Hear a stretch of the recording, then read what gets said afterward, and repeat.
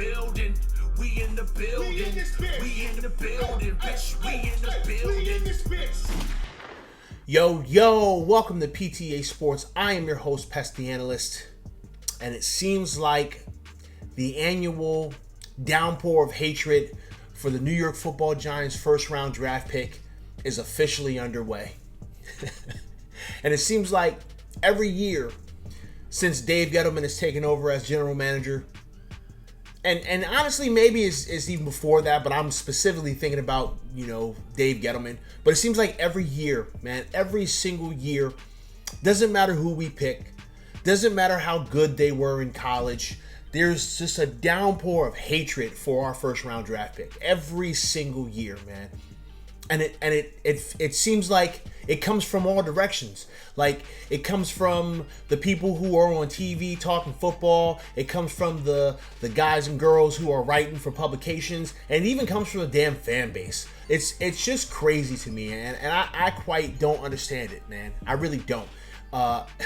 When I look back, right, started with Saquon Barkley. Right? Started with Saquon Barkley. He was, it was a bad pick. It was a mistake to pick a running back at 2, and didn't matter that he was this really good running back that could seem to do everything in college. Didn't matter. Then the next year, Daniel Jones. Everybody said it was a mistake. Said we should have picked Dwayne Haskins. Said we should have traded down. Said we should have did all these different things. Just all these things, okay? And then Dexter Lawrence. Oh my God, I can't believe that you wasted a first round pick on a defensive tackle. Kind of crazy because Dexter Lawrence is a monster for us on the defense. But at the time, everybody said it was a mistake. DeAndre Baker, I'll let you have DeAndre Baker. I'll let you have that one, okay?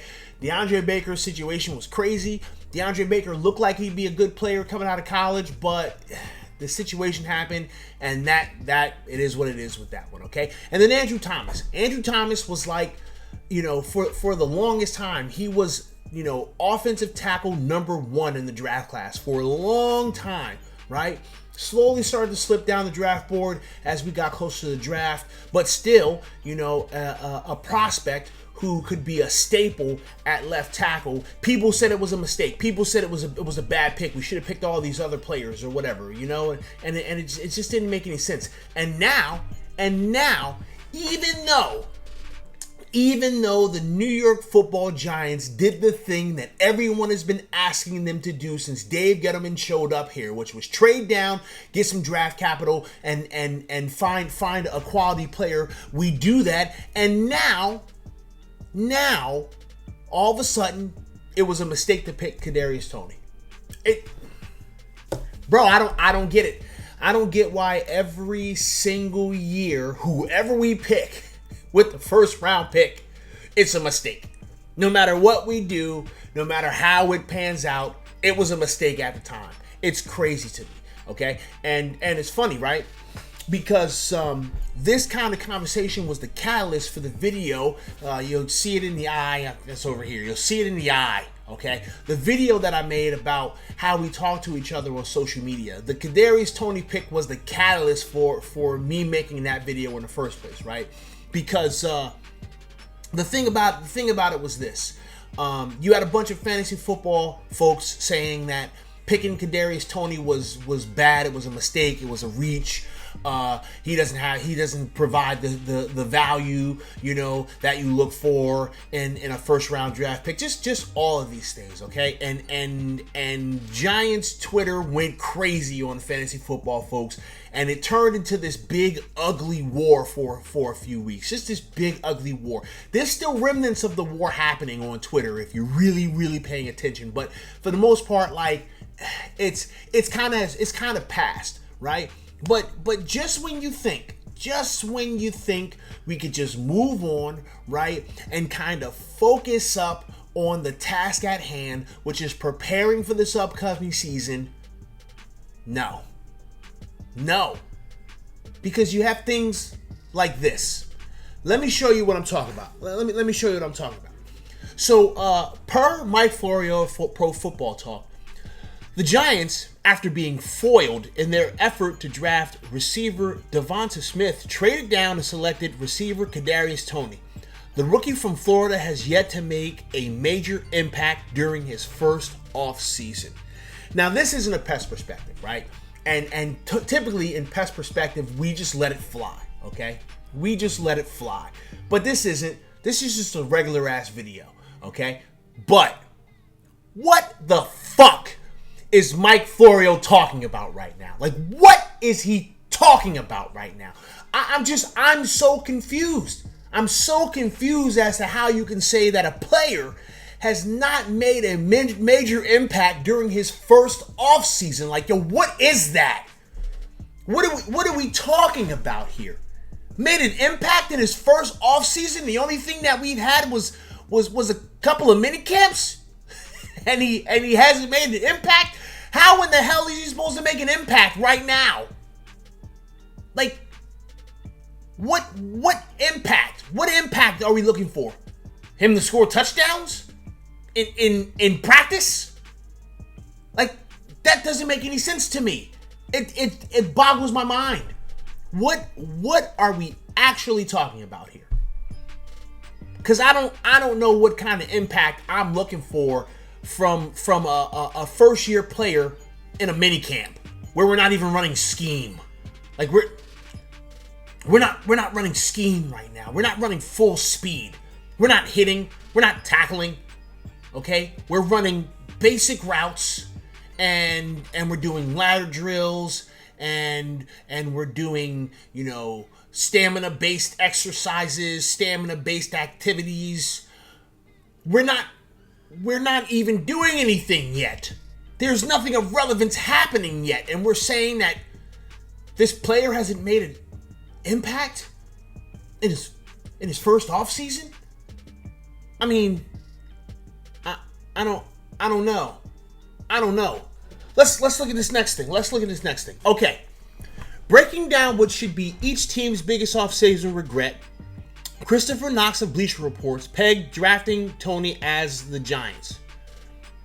The Giants need to upgrade the supporting cast of quarterback Daniel Jones this offseason. The 6th pick in the 2019 draft showed promise as a rookie but stumbled last season. He had an 11-10 touchdown to interception ratio, a passing rating of 80.4, and 11 fumbles. Let's not talk about the fact that he was the most accurate deep ball thrower in the entire league. Let's not talk about that. Taking a first-round flyer on Florida wideout Kadarius Toney may have been a regrettable gamble. However, it's not that Toney cannot be a quality receiver. The problem is that he's unpolished and may not be a big contributor this season. His late-round production and role, lack of consistency throughout his game, and overall rawness should cause some concerns for a team looking to select him and feed touches right out the gate. So I just... Yo. This man hasn't played a snap in the NFL yet. Like, this man hasn't played a snap in the NFL yet, and we're already calling this a mistake. Like, what are we talking about? What are we talking about here? Because I don't know. I don't know what we're talking about here. How many players throughout the history of the league have come out of nowhere? No one was talking about them in camp. No one was mentioning their name. No one was focused on them. And they had just this amazing career as a football player. I mean, what are we talking about here? When I say an amazing career, I don't even mean like a 10, 11, 12 career, right? Because the average football career is like 4 years. 4, maybe 5 years, right? That's the average. But like, what are we talking about here? Was anybody talking about Victor Cruz? Was anybody talking about Victor Cruz when he was on the practice squad? Was anybody mentioning this man's name before he actually got a shot to go out there and play? I'm not saying that Kadarius Toney is going to be Victor Cruz, okay? Please don't be in my comment section talking about, oh my God, you trying to say he's going to be the next Victor Cruz? No, I'm not saying that. I'm just using that as an example. Like, how often does someone go relatively unnoticed, do nothing at all, and they turn into a star? It happens all the time. I get it, right? This is a first-round draft pick. We expect first-round draft picks to be an immediate impact, right? But the fact of the matter is that Kadarius Toney's not even going to be our number one. Like, we didn't draft him to even be our number 1 wide receiver or our number 2 wide receiver. We drafted him to be kind of our Swiss Army knife. A guy that can go and line up anywhere on the field and make an impact. So, like, why are we talking about this player being a mistake or potentially being a bust or not having a productive offseason when like this man hasn't even like played a real game in the NFL? I don't get it. Maybe somebody can make me understand. Maybe somebody can help me, because I'm lost here on how we can talk so badly about players that haven't even touched the field yet. Here's the worst part about it. And this is why I don't respect takes like this. And this is the reason why I don't do takes like this. Because if Kadarius Toney turns out to be an absolute rock star, all these people who were saying all this crazy stuff about him before he even plays a single real life snap in the National Football League will fade off into the abyss. No one will get in front of the camera or get in front of their keyboard and say, you know what, I'm wrong. I was a dumbass for even saying that in the first place. Not a single one. All these fantasy football folks who was talking about how bad of a pick this was. If Kadarius Toney becomes a guy who's putting up crazy numbers in fantasy football, these people will pretend like that take didn't exist. They will go back, they will delete the tweet. They will refute that they ever said it. Or they'll put a caveat to it of, well, you know, at the time we were basing it off of this, but now we're basing it off of. There'll be some kind of a caveat to it.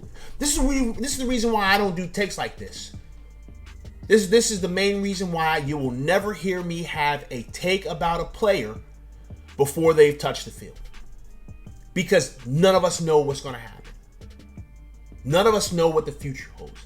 None of us know what this player is going to be. All I know about Kadarius Toney is that when he was on the field and he had the ball in his hand in college, he was electric.